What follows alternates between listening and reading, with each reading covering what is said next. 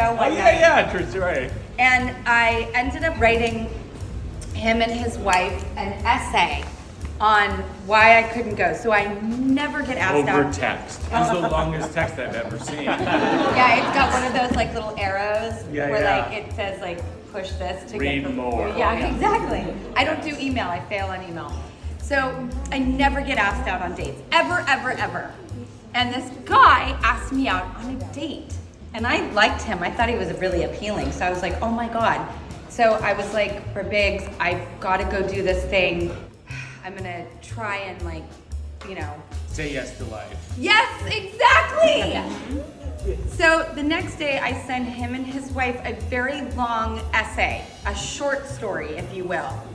I go on the date. The guy, in the first 10 minutes, basically explains how he blew up his marriage with a torrid affair that the daughter found out, and it's just bloody mayhem everywhere.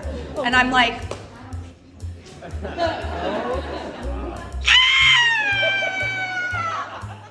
I don't want any drama in my life. This is why I don't really date. And then he's like, and then we have to go to this place, and we're walking, and he's like, you gotta lose the hat. And I'm like, why? He's like, there's a dress code where we're going. I'm like, oh my God. Then he introduces me to the maitre d' and the thing, and would you like to meet Drew Barrymore? I was like, you oh my God, I hate you so much. And then they do this whole weird like canon situation and the folding of the flag, which I'm all for patriotism, but it's this smirk that this guy thinks he's like just doing it all so right. Everything I talk about, he talks about his sister, about her husband, every person I bring up, I'm like, and he does this certain occupation, and I'm like, can I just talk to you about that? Because that's like part of what I think we can connect on, because it's like my passion. He's like, ugh, I don't want to talk about work. And I'm like, oh my God! He drops me off in a parking lot in the middle of, like late at night, in the middle of a dark forest road, and I get out of the car and he backs up and peels out and leaves me alone in this dark parking lot. I can't even see the thing to get my key.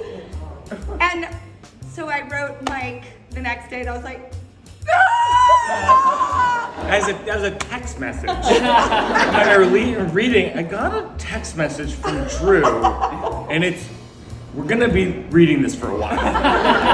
And then I read it to her out loud, and my takeaway, of course, is this is what happens when you don't go to a Mike Birbiglia show. That's exactly right. That's it.